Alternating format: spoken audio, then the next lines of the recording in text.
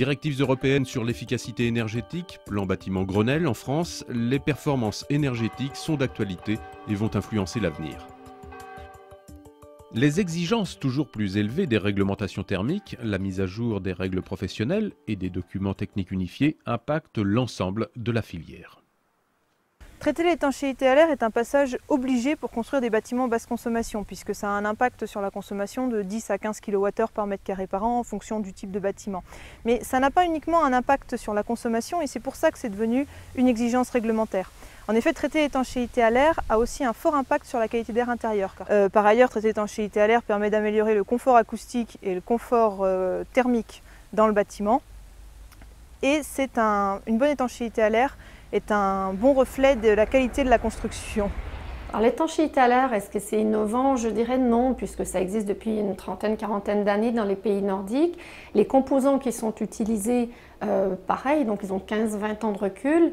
Mais on pourrait quand même parler d'innovation parce que ces produits qui existent pourraient être améliorés du point de vue de la recyclabilité, de la déconstruction en fin de vie, de l'énergie grise de fabrication, de la qualité de l'air intérieur. Et on peut aussi imaginer des nouveaux composants aujourd'hui qui intègrent finalement toutes les fonctions de l'étanchéité à l'air de manière beaucoup plus simple, de manière à ce que pour les entreprises, on soit certain du résultat. De la conception à la pose du dernier fourreau électrique, tous les acteurs sont concernés par l'étanchéité à l'air. Un impératif qui nécessite une formation de tous et parfois un accompagnement par un assistant à maîtrise d'œuvre ou d'ouvrage. La maîtrise d'œuvre fait assez régulièrement des réunions spécifiques sur ce sujet, accompagnées par des spécialistes d'ailleurs, toujours, pour vraiment être dans une logique de progression commune. En fait. C'est ça qui est le plus essentiel. C'est-à-dire qu'il faudrait presque pouvoir demander aux entreprises de signaler leurs erreurs pour les corriger. On en est vraiment là plutôt que de les cacher. Et donc on est dans un total retournement des habitudes de ce point de vue-là. Le test d'étanchéité à l'air n'est pas une fin en soi. C'est un outil spécifique d'une démarche qualité globale. En réhabilitation, on change les menuiseries, on revoit l'isolation, mais l'étanchéité à l'air, associée à une ventilation, doit également faire partie de la stratégie de rénovation.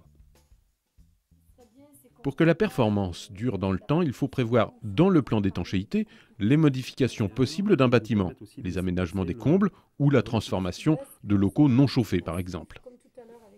Il y a un suivi, il faut qu'il y ait une attention particulière dans l'utilisation des bâtiments, puisqu'il ne sert à rien d'avoir fait des efforts conséquents en matière de construction s'ils sont annulés par des pratiques. Donc il y a une liste de préconisations, une liste d'attention particulière à porter sur ces bâtiments pour tous les types d'interventions.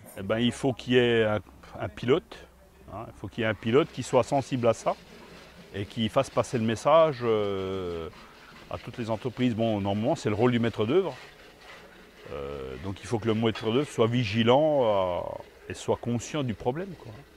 L'étanchéité à l'air, c'est le travail d'une équipe. Bref, l'étanchéité à l'air, c'est possible, à brève échéance, parce que les experts, eux, ont déjà de l'expérience en la matière. Alors il faut se former. Pour des personnes comme moi, par exemple, sorties de l'école il y a plus de 20 ans, on n'a pas appris ça. Bien sûr, l'étanchéité à l'air d'un bâtiment, il y a 20 ans, on n'en parlait pas. Donc on est passé par des formations.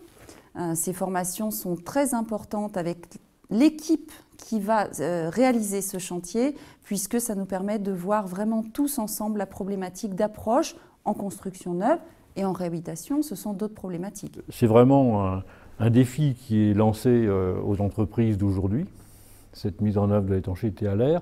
Tout le monde doit se sentir concerné. Notre développement, nous, il est assuré par le retour de nos clients qui envoient d'autres clients. Ou des cabinets d'architectes qui renouvellent leur confiance envers l'entreprise par rapport à des constructions réussies. C'est un changement de comportement en tous les cas qui fait dire maintenant aux entreprises, attention, on est tous liés pour obtenir un objectif et tout le monde doit travailler dans le même sens. Donc, ce qui fait que nous, dès le début du chantier, d'abord les entreprises étaient prévenues qu'il fallait que le personnel soit formé. Donc on a fait des journées de formation du personnel à l'étanchéité à l'air particulièrement pour les entreprises qui étaient concernées. Ce qui fait la réussite, c'est la rigueur, puisqu'il faut être assez rigoureux dans la mise en œuvre, très attentif aux détails, Il faut que les entreprises jouent le jeu, qu'elles soient motivées, puisque c'est indispensable. Forcément, si les entreprises ne sont pas motivées, on ne peut pas réussir correctement. Et puis, il faut bien sûr suivre au fur et à mesure avec les différents acteurs qui sont intervenus l'avancement du chantier. Il y a une grande fierté à faire ça, puisqu'effectivement, aujourd'hui, on se rend compte qu'on réfléchit les bâtiments et que tout le monde maintenant travaille ensemble pour des bâtiments qui sont très performants et qui sont très agréables à vivre.